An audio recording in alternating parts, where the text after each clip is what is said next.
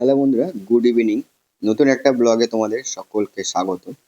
তো আজকে বন্ধুরা কাজ থেকে ফেরার পথে বাজার থেকে বন্ধুরা মাছ নিয়ে আসলাম।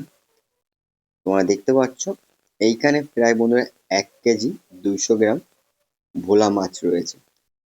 আর আজকে এটাই হতে চলেছে বন্ধুরা আমাদের রাতের খাবারের মেনু।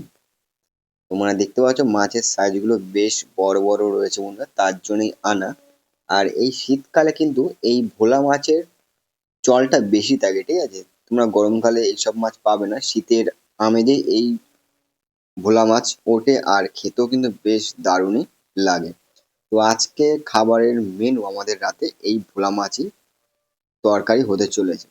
তো বাজার থেকে আসার পথেই নিয়ে আসা, আর যেহেতু কেটে নিয়ে এসেছিলাম, তো মায়ের মাছ কাটা থেকে অন্তত আজকে মুক্তি পেয়েছে। আর এইখানে তোমরা দেখতে পাচ্ছ যে মাছের তরকারি, এই ভোলা মাছের, সেটাই মা বসে কাটছে বেগুন।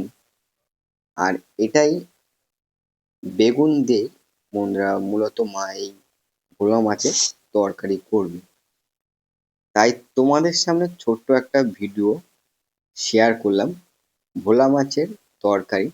আর কাদের বন্ধুরা এই ভোলা মাছ ভালো লাগে তো অবশ্যই বলবে। ভিডিওটা কিরকম হলো আমি জানি না, কিন্তু তোমাদের সঙ্গে বন্ধুরা কিছুটা শেয়ার করলাম।